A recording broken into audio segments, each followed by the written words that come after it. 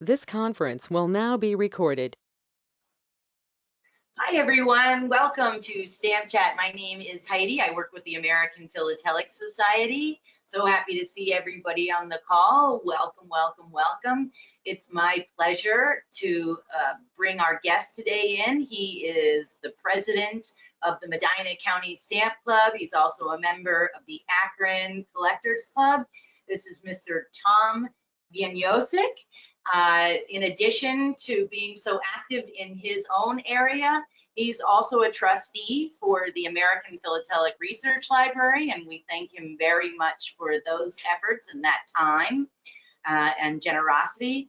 He will also be teaching with us on summer seminars, so that's very exciting. And if you haven't gone over to the stamps.org website in a little bit, I would encourage you to go over to stamps.org and check out summer seminar. There are a myriad of really fun classes, very affordable, and this is a 41-year-old tradition that we wouldn't want to let go of. And so we've pivoted quickly, and we've got great teachers like Mr. Bieniosek, who will be teaching on just a ton of subjects. So do check out the website, stamps.org, and look at our summer seminar series. With that, friends, I'd like to thank you again for your APS membership. It's because of your contributions and your dedication to the organization and to Philately that we can bring you these stamp chats, the AP, the APRL, all the great services that you know, love, and use. So I do thank you, and I encourage you to share that love by helping us get our 2020 off the ground, and that's 2020 new members for the APS at the end of the year, and I know that we can do it. With that said, friends, I'd like to give the mic over to our presenter, Mr. Tom Bieniosek, who will be talking to us today about Bolivia. So I'm really excited to hear about that. I know all of us have, probably not all of us, but a lot of us have some wanderlust. So the beauty of stamps is that we can armchair travel around the world without having to step on an airplane. So with that, let's go to Bolivia. Thank you, Tom. Morgenantes esclavos vivir. Morgenantes esclavos vivir. Hola amigos, bienvenidos al APS Stamp Chat. Vamos a discutir el país Bolivia y sus sellos. Hello friends, welcome to the APS Stamp Chat. Today we will discuss the country Bolivia and its stamps. We'll quickly cover the history and geography of Bolivia, and then consider the philately of and the philately on the stamps of Bolivia. As you can see on the map on the stamp, Bolivia is a landlocked nation in South America surrounded by 5 countries: Brazil, Peru, Chile, Argentina, and Paraguay. Over the nearly 2 centuries of its existence, it has fought wars against each of these countries and lost every time. Population numbers roughly 11.5 million. The largest cities are Santa Cruz in the southeast, El Alto, a suburb of La Paz, situated on the Altiplano above La Paz, and La Paz, the de facto capital of Bolivia. The constitutional capital is Sucre. However, almost all the government's business is conducted in La Paz. Why is the map colored red, yellow, and green? Well, those are the colors of the flag of Bolivia. Spanish is the dominant language in Bolivia. In fact, the Spanish spoken there is considered the purest form of Spanish, without the slurring and dropped consonants heard in other Latin American countries, and without the lisp of Iberian Spanish. Other languages spoken in Bolivia include Quechua, the language of the Incas, Aymaric, which was the dominant language before the arrival of the Incas, and Guarani, spoken in the lowlands near Paraguay. The current president is Janine Áñez Chávez. There she is, now in office since November. She was appointed to the position after the ouster of longtime President Evo Morales, whom we'll discuss later. The Altiplano in the west of Bolivia was the site of an extensive empire known as Tiwanaku, which predates the Inca Empire. The Tiwanaku Empire lasted roughly 1,000 years until about the year roughly about the year 1250. These stamps show the ruins of Tiwanaku found close to Lake Titicaca. The monolith and the Gate of the Sun are quite impressive. So that's the Gate of the Sun, and this is the monolith, and there's the monolith again. The Tiwanaku Empire was replaced by a number of smaller Iberic kingdoms. The Inca Empire expanded from the north into Bolivia around the year 1460. This did not last long, because not even 80 years later, the Spanish conquistadores arrived in Bolivia and, with the help of the natives, overthrew the Incas. The Spanish were primarily interested in gold and silver, which they found in abundance in the mountains and valleys south of La Paz, in particular the mountain Potosi, which consists almost entirely of silver ore. The Spanish enlisted the native leaders to provide labor for the mines, and the almost exclusively male Spanish and their slaves from Africa intermarried with the natives, resulting in a society of very mixed backgrounds, or mestizos. The native labor used for extracting the silver ore also resulted in the city of Potosi becoming the wealthiest city in the planet in the 1500s. The stamp on the left shows the mint of Potosi, which transformed the silver ingots into coins, shown here on the center stamp. Eventually, the Spanish excesses led to several unsuccessful native results. The most famous was led by Tupac Katari, here on the right, and his wife, Bartolino Sisa, in 1781. He was captured and executed while they were putting the city of La Paz under siege. But she continued the siege until she herself was also finally captured, and then she was hanged, and then drawn and quartered, and then finally beheaded. And then her head was placed on a post in the city of La Paz as a warning. In 1809, Bolivians are proud to claim that the first cry for independence from the Spanish occurred in Sucre, led by Bernardo Monteagro, seen in the first stamp. The idea spread to La Paz, where on July 16th, Pedro Murillo, seen on the second stamp, led an insurrection, forcing the governor and the bishop to resign. Murillo was eventually captured, executed, beheaded, and this time his head was displayed in several different cities as a warning. That, though, did not end the revolution. Simon Bolivar, seen on the third stamp, led a successful campaign against the Spanish throughout South America, and eventually Bolivians declared independence in 1825. Now that's 16 years after the start of this, coinciding with a visit by Bolivar. At that point, they decided to name the country after him. It was known as Upper Peru before that, and offered him the presidency. He accepted, and 4 months later transferred the office to his general, Antonio Sucre, seen on the fourth stamp right here. The geography of Bolivia can be divided into several distinct zones. Lake Titicaca, the highest navigable lake in the world, lies on the western border, surrounded by the Altiplano, all roughly 2.5 miles in altitude. It's known for its balsa reed boats, which we see here, and here, and here. As we discussed earlier, the ruins of Tiwanaku are found near the lake. And here again, the Gate of the Sun and the monolith. The Altiplano is the origin of the potato, with dozens of local varieties, one of which can be seen on this stamp. La Paz International Airport is located on the Altiplano in the city of El Alto. This airport requires the longest runways in the world for jets to land because of the thin air. The Altiplano ends in the east with a valley holding the city of La Paz. And here we can see the city of La Paz in the valley descending from the Altiplano.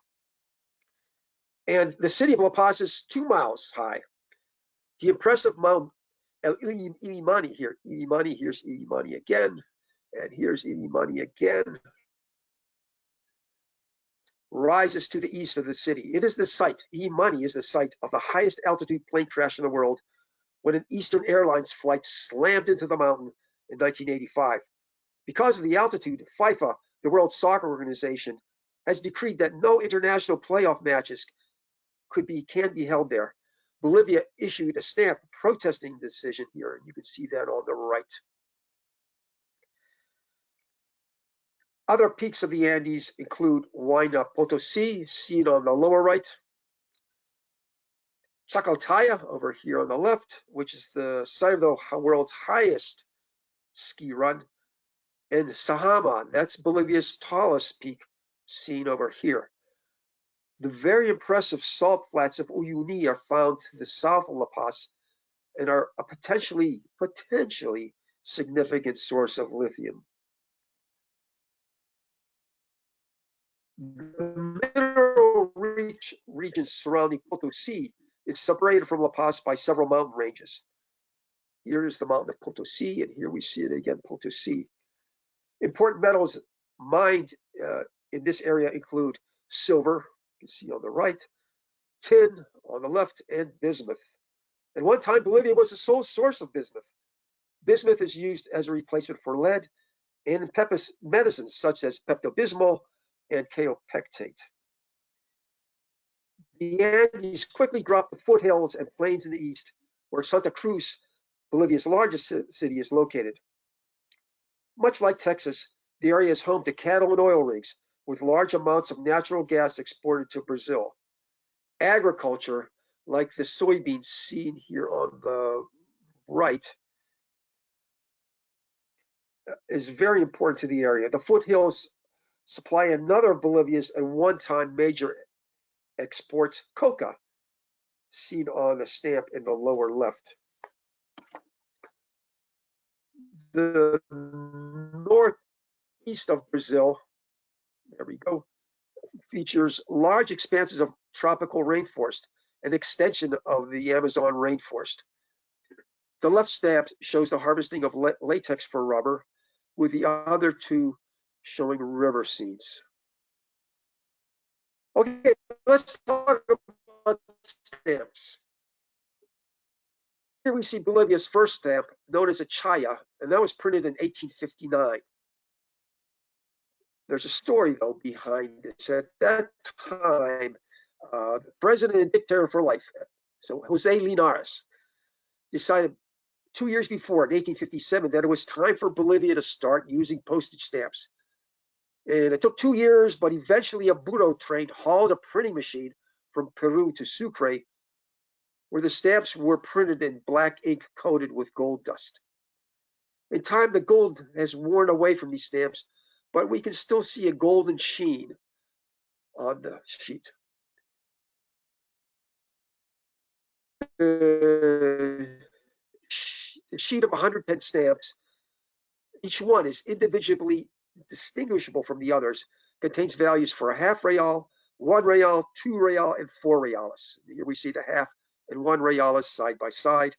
The 4 reales was worth about 50 US cents. And here on the bottom, we can see the 4 reales stamps. Position 100 here,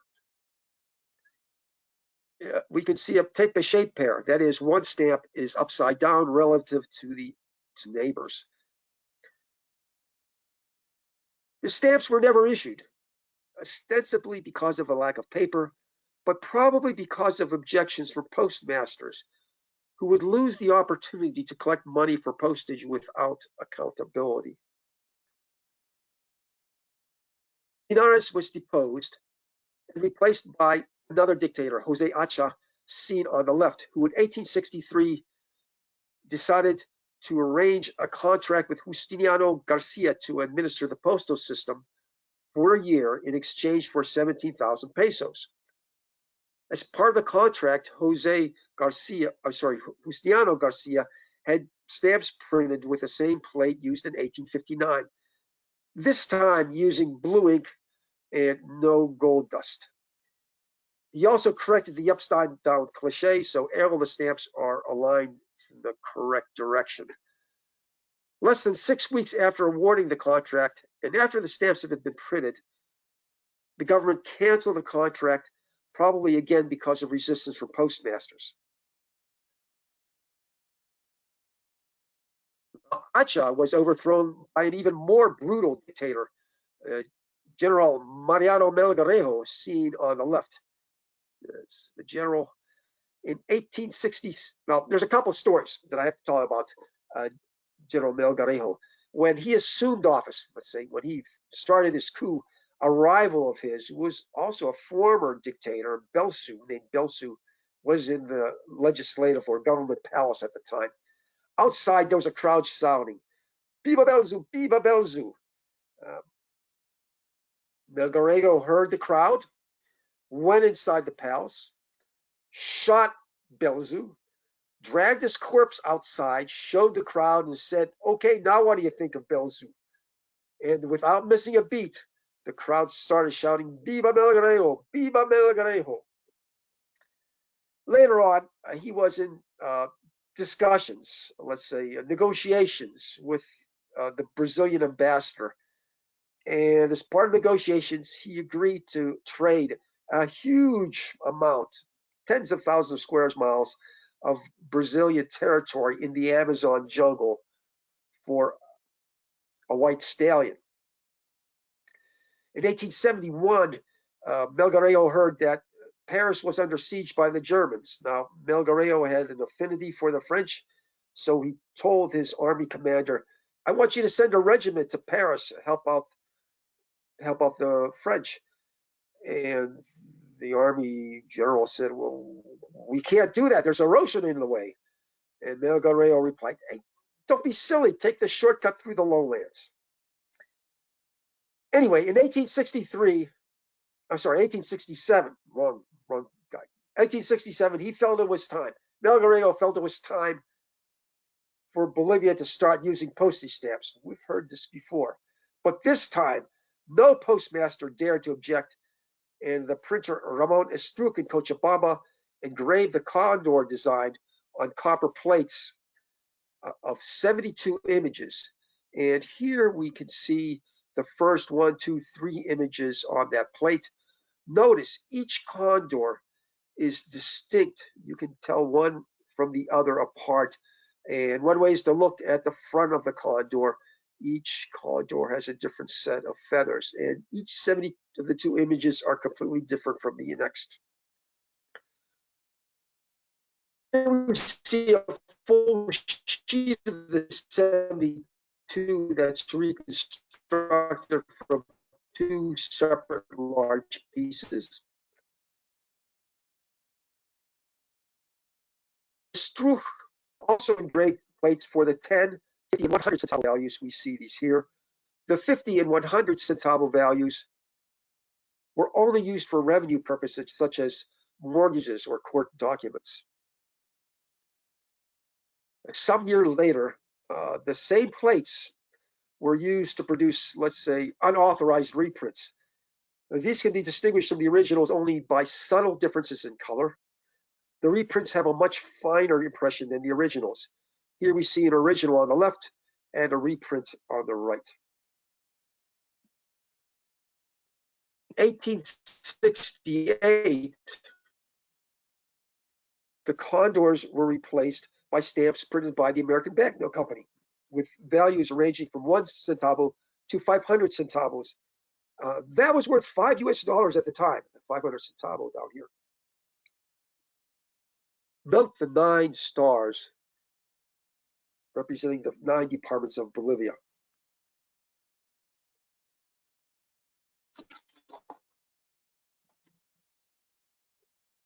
In 1869, the 9-star definitives were replaced by stamps with 11 stars. So each of these have now 11 stars surrounding the coat of arms. 11 stars, 11 stars. And because, why 11 stars? Because Melgarejo decided to add 2 departments to the map of Bolivia. The 500 centavo down here, that was never placed in use.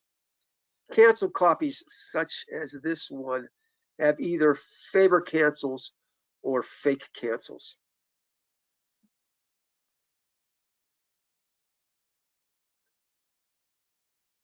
In 1878, with Melgarejo having fled the country after a coup, another set of stamps was ordered from the American Banknote Company, which promoted la ley, or the rule of law.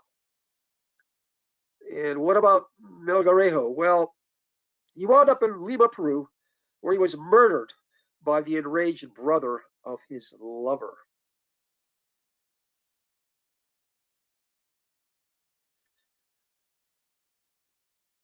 In 1891, a severe shortage of stamps prompted an emergency order for another series. The American Banknote Company quickly went to their archives and reused the plates of the 1868 issue with 9 stars, which was okay, since the number of departments had fallen to 9 after Chile lost its seacoast department to, after Bolivia lost its seacoast department to Chile in a war. In 1892, an essay was produced for consideration for the post office to commemorate the 400th anniversary of Columbus. This would have been Bolivia's version of the Colombian issue, but it was not issued because the timing of the proposal was too late in the year. In 1893, another severe stamp shortage prompted the post office to have stamps produced locally. The printer La Paz tried to duplicate the 1891 issue by lithography with, let's say less than appealing results. These are quite often dismissed as forgeries because of their crude appearance.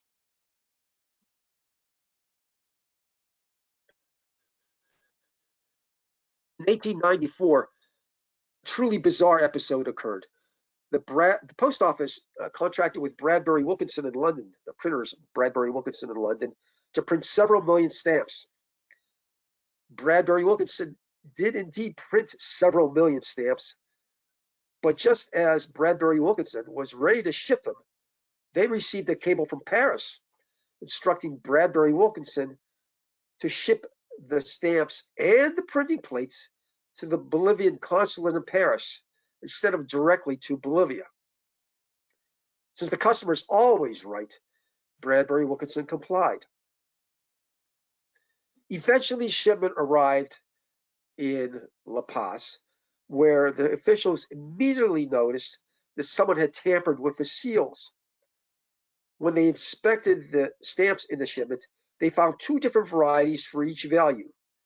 Investigation revealed that the consulate in Paris arranged with a French printer Enze Chassepot to print more stamps with the plates received from London, and then to substitute the stamps printed in Paris for the ones printed in London, with the goal of first selling the London stamps in the European market, and then 2, to establish the legitimacy of the Paris stamps, which would also continue to be printed for sale in the European stamp market.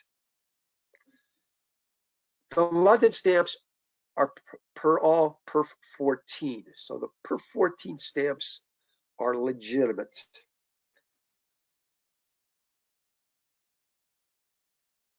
The Paris stamps, you see here, which wound up, some of them in Bolivia, are perf 13. So their status is debatable. Is this what the government intended? No. Were they put to postal use? Yeah. Once the shipment arrived at La Paz, the government says, well, we might as well use them. We need the stamps. But beyond that, there was yet another printing in Paris, again, perf 13. And these stamps only wound up in the European market, and these are distinguished by a very white and thick paper. And then on top of that, to end it all, the plates wound up in New York, where more stamps are printed, and these you can tell by their coarser perfs. They're all perf 11 instead of 13, which we find for the Paris printings.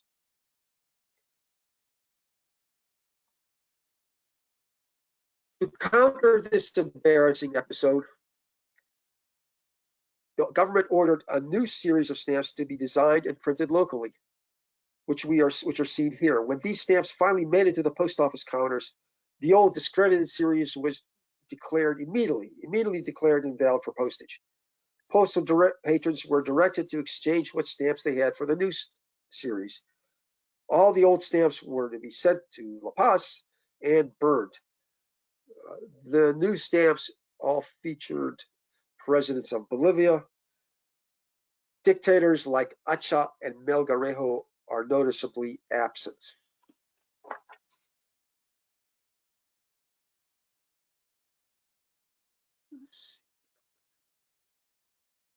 This series is notable for the 2 Boliviano high value featuring the coat of arms, and it was the most colorful stamp in the world at the time.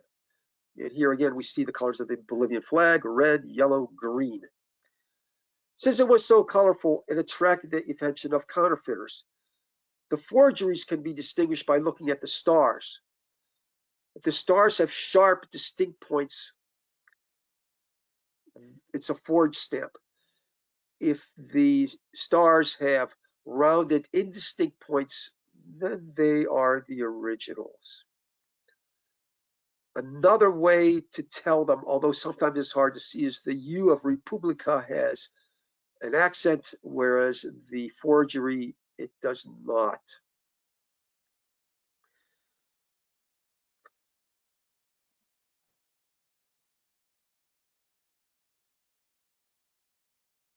In 1899, in the midst of yet another revolution, another stamp shortage developed. The post office decided to overprint stocks of their discredited 1894 issue with a metal hand stamp using blue ink to show that they were valid for use again. This was a short-term measure to fill the need for stamps until the next issue arrived, which was already at the Argentine border.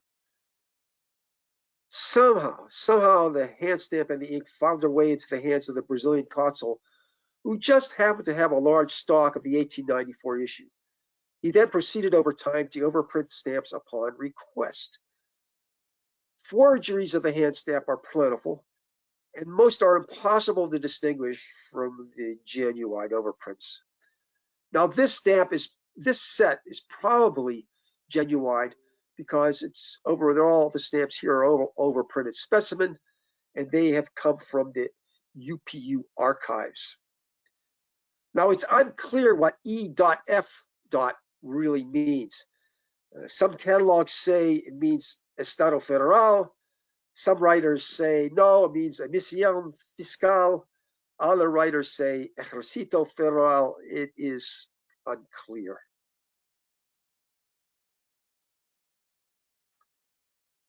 Here we see the stamps, some of the stamps which were in transit when the EF 1899 overprints were made.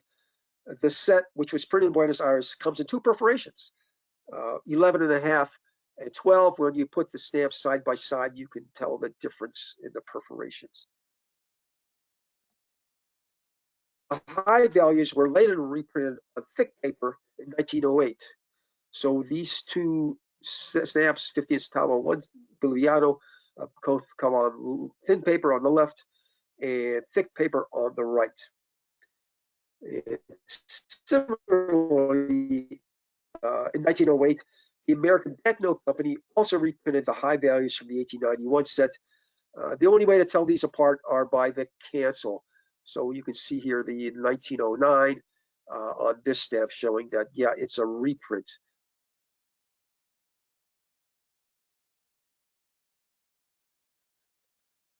About this time, 3 Norte Americano gringos found themselves in Bolivia. 2 are pictured here, one on the far left and one on the far right. Here's another view of them as Hollywood filmed them and their story as Butch Cassidy and the Sundance Kid. In real life, Etta Place really did leave those 2 other guys in Bolivia, and where they were eventually killed in real life in a shootout with the Bolivian army in a very small village named San Vicente. It is possible to tour the village and see their graves.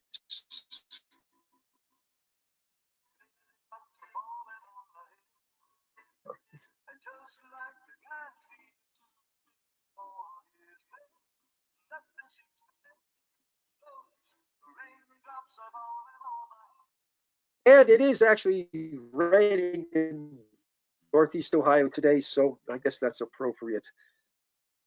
In 1909, an enterprising stamp dealer from Brazil again convinced the post office to allow him to print a series of stamps to commemorate the centenary of the first revolt in La Paz. Now, the deal was that he would supply the stamps at no cost to Bolivia on the condition that he could keep a portion for himself. Now, somehow he wound up keeping much, much more than what was agreed. Not surprisingly, the Brazilian never paid the printers in Buenos Aires for the work, and eventually the Bolivian government wound up paying that bill. These stamps were valid only in La Paz. Most stamps are found with favor cancels instead of postal use cancels, including the ones here.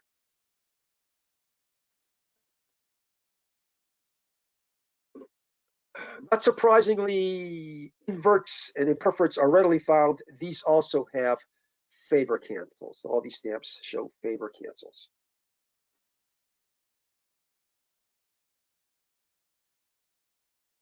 Also in 1909, Bolivia legitimately arranged with a printer in Chile to produce 1 million sets of this series. The 2 centavo then became quite famous, which we will see.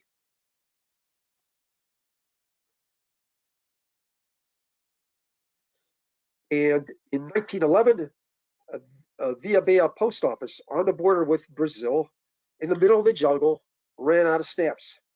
The postmaster there prepared green ink for an overprint reading 10 centavos, 1911. Now, it's really difficult to see, but if we look carefully, again, it does indeed say 10 centavos, 1911 is right over here. And the stamps were canceled in the same color, green ink with a target cancel. So these round circuits are the green ink target cancel. The other stamps are, the other cancels, I should say, are cancels of the Brazilian post office, where all the mail had to go as it left that little village of Via Bea on the border with Brazil. Since the green ink was made using vegetable dyes, it is very soluble in water.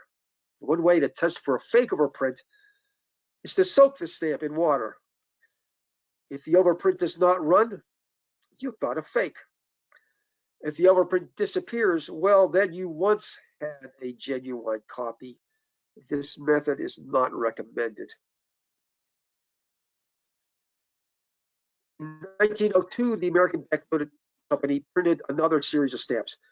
These were reprinted in different colors in 1912, except for the 20 centavos, which we can distinguish instead of by the color of the ink, by the shading below the 20. Here, this is the 1912 version. In 1913, the British Railway Company, which had built a rail line from La Paz to Lake Titicaca 10 years before, wanted to commemorate its 10th anniversary of the rail link. They arranged for a printer in Belgium to produce an interesting set of stamps, which we see here, the ruins of Tiwanaku, Lake Titicaca, and the coat of arms of Bolivia. World War I intervened before these stamps could be delivered to Bolivia. The post office in Bolivia, meanwhile, forgot about the stamps and never paid for them anyway. After the war, the stamps appeared in the European stamp market, where they were in great demand. And many years later, in 1942, the Bolivian post office declared these stamps as illegal.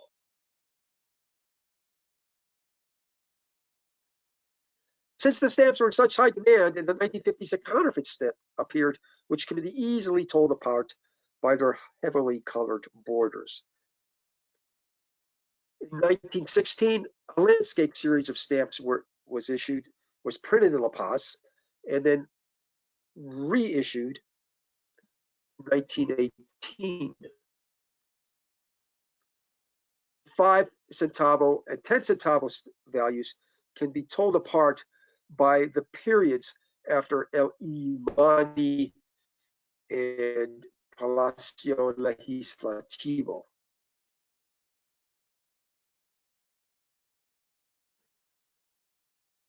In 1917, another famous provisional overprint occurred, this time in the jungle town of Cobija, again on the border with Brazil. 1,000 stamps were overprinted with Correios 10 centavos 1917.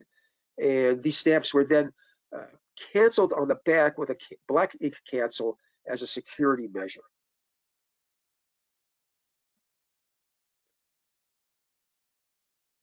In 1923, the local German community donated an airplane to the government and established a flying school on the Altiplano above La Paz. A year later, this set of stamps was issued to commemorate the flying school. Although Scott's catalog lists them as airmail stamps, they were not intended for airmail since there was no airmail service at the time.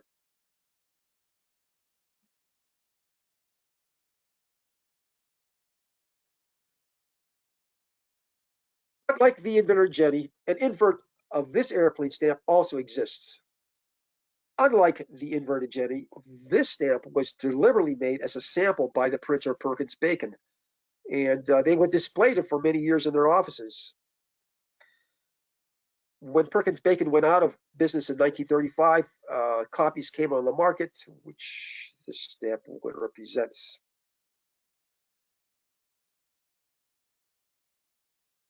In 1925, yet another bizarre episode took place. A German archaeologist arrived with a Bolivian embassy in Berlin to produce a set of 19 stamps honoring and emulating the Tiwanaku Gate of the Sun near Lake Titicaca. He would supply the stamps free to Bolivia as long as he could keep 7,500 stamps for himself to sell in Europe. Ostensibly, the stamps were printed on gold-coated paper. The set can be assembled in a way that it resembles the actual Gate of the Sun. But once the stamps arrived in Bolivia, the post office refused to sell them. The legislature voted against issuing them, and they were stored away in the vaults. Over the years, the quantity of stamps in storage gradually decreased, something they call shrinkage, until 1960, when the remaining stamps were overprinted and then sold for postage.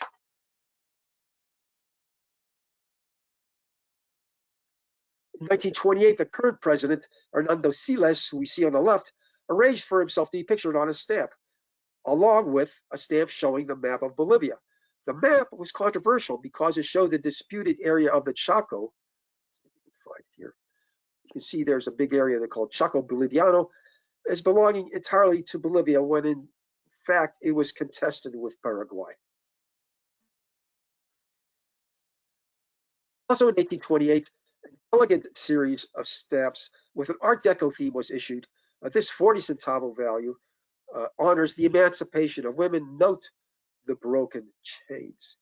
In 1930, the post office overprinted the sale of stamps for the first Zeppelin flight to South America. Now, the Zeppelin did not fly to Bolivia. It wasn't possible for the Zeppelin to fly that high. The stamps were intended for airmail service connecting to the Zeppelin's arrival in Recife, Brazil. Along with that set, Carlos Beltran, a stamp dealer in La Paz, arranged for another set to be overprinted at no cost to the government, with the understanding that he could keep 10% of the stamps for himself. Not surprisingly, inverted overprints, which we see on the bottom, and different color overprints, compare these two stamps left and right, appeared. And talk about different colors, the silver overprint on the right is not listed on Scott's. The overprints also appeared with a metallic coating. Now, for the gold ink overprint on the one Boliviano stamp, the difference between gold ink and with a metallic gold coating is quite subtle. Eventually, Carlos Beltran kept the die for the overprint for himself, took the die with himself and left La Paz to a hideaway in the lowlands, and overprinted stamps on demand over the decades in whatever color or format the customer desired. These, of course, are quite difficult to distinguish from original overprints. 1930, Hernando Siles, who we saw earlier, had become quite dictatorial and was overthrown by the army. These triangle stamps commemorate the first anniversary of that coup. 1931, another set of triangle stamps came out. These were intended for postage due purposes, but were actually used, just like other postage stamps, to pay for mailing letters. In 1932, Bolivia was in the midst of losing a war to Paraguay over the Chaco region. Its troops were pretty much isolated in forts scattered widely throughout the Chaco. At one fort called Platanillos, the local commander had stamps overprinted, both 5 centavos and this 25 centavo stamps, with a 30 centavo overprint to pay for air mail service out of the fort, which is the only reliable mail service. This stamp is the Bolivian equivalent of the 1 cent magenta because it's the only one known in existence.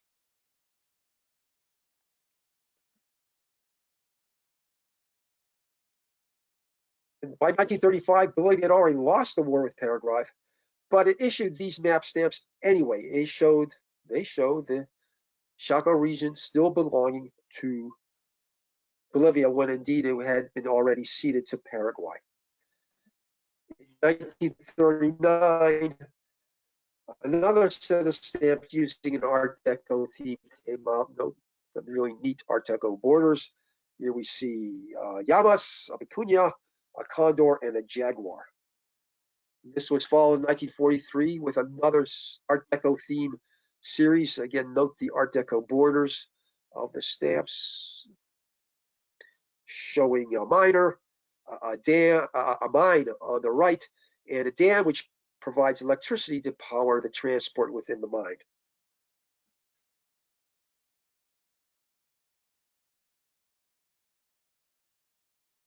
And in 1946, Bolivia issued a set of stamps for the centenary of the national anthem, which we've seen before, haven't we? The final line, Morir antes que esclavos vivir, is always a crowd favorite in Bolivia. Also in 1946,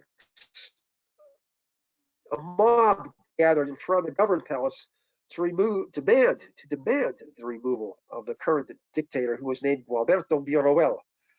Now, Bieniosek had the practice of executing his opponents not by shooting them, but by throwing them off a 400-meter cliff that's 1,300 feet tall. That way he saved the cost of bullets. Anyway, he resigned when he saw the mob, but the mob captured him inside the palace, executed him, dragged him outside, and hung him from a lamppost. And here we see the mob in action. This stamp marks the first anniversary of that revolt. In 1949, the government replaced Bieniosek, crushed an uprising by supporters. This overprint marks that first anniversary. In 1951, a very appealing set of stamps depicting various sports came out. Here we see a souvenir sheet containing 3 of the stamps. In 1952, Bolivia commemorated its war against Chile in 1879. Now, back then, in 1879, when Chile invaded the seacoast department of Bolivia, a local landowner, Eduardo Avaroa, was placed in charge of a small group of citizen militia. He blocked the advance of the Chilean army at a destroyed bridge. Although vastly outnumbered and outgunned, he refused to surrender, replying, "Rendirme que se rinda su abuelo carajo," a quote learned by every Bolivian schoolchild. He did not survive the encounter, and Bolivia lost that war. 1952 also saw a very violent and very extreme revolution, which overthrew the military dictatorship.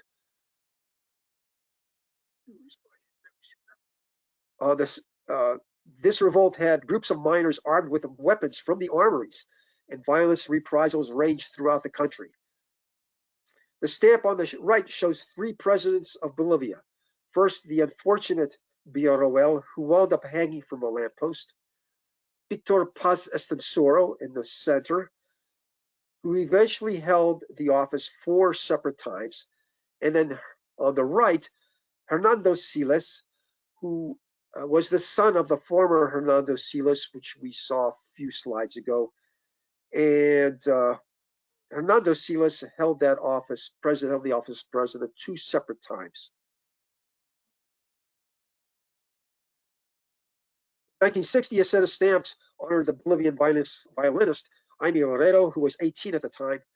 Jaime Loredo still performs today and is now a lecturer at the Cleveland Institute of Music. And there we see him on the right.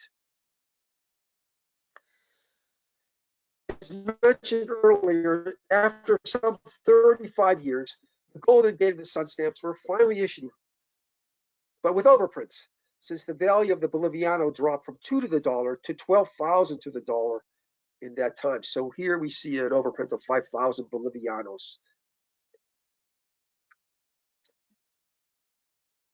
In 1868, Bolivia issued a set of stamps showing various costumes. I like to think of this as their version of social distancing.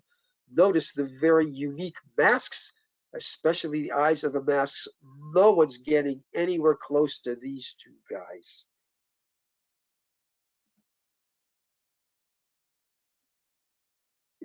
In 1972, a set of stamps came out featuring Bolivian paintings. The one on the left features Pachamama. The one on the right is a rather disturbing painting titled The Kiss of the Idol. And here we see a stone idol come to life and seduce a young maiden.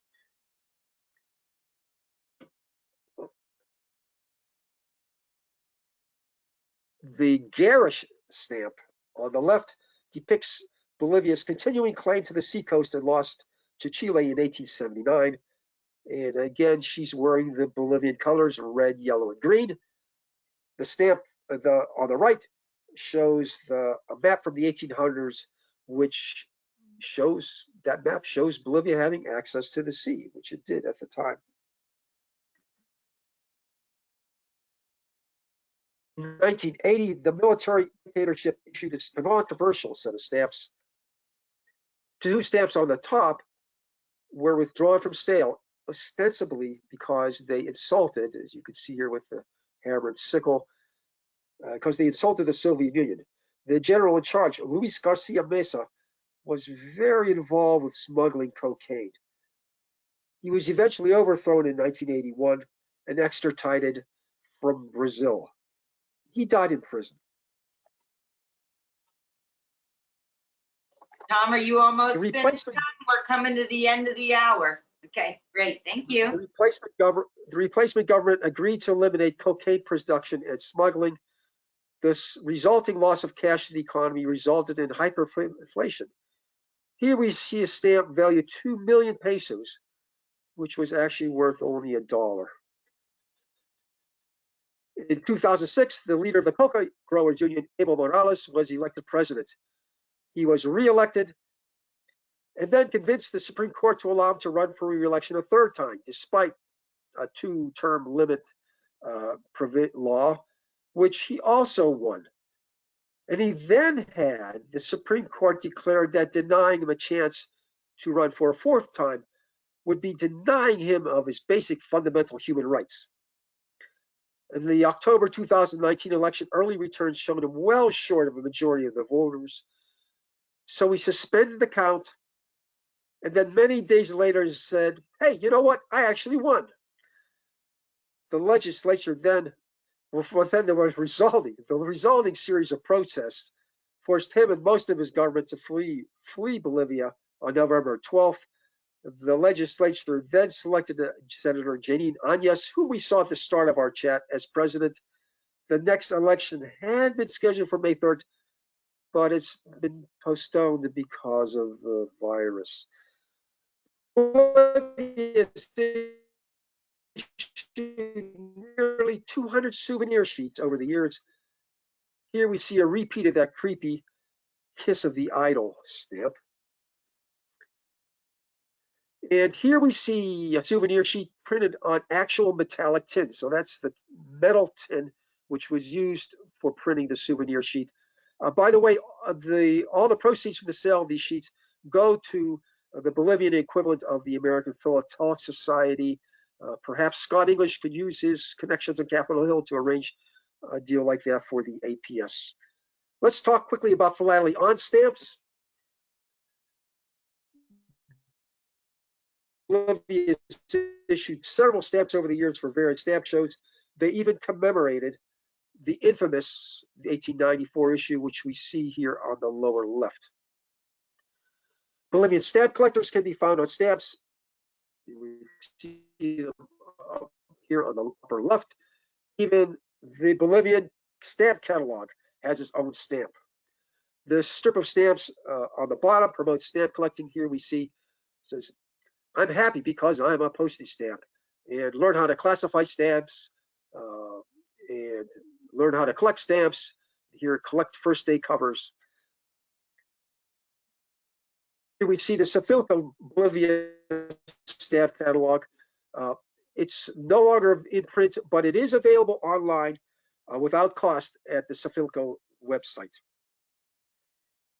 Here we see an excellent handbook describing all the stamps of Bolivia from 1850 to 1945. Another handbook covers the years 1945 through 1975, and these are all available, both available from the Morgana website. I'd like to give a shout out to the APS staff, especially Carol Hoffman, Wendy Massorti, and Bill Dixon of the sales division.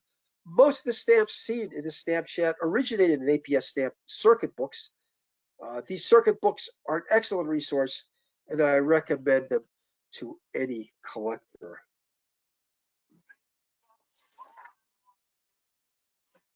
Well, that was absolutely great. And thank you so much, Tom, for the shout out. Absolutely. Circuits are certainly one of the best ways to build our collections. And we really appreciate that you gave us that shout out, particularly the people involved. I know those ladies and they work very hard every day.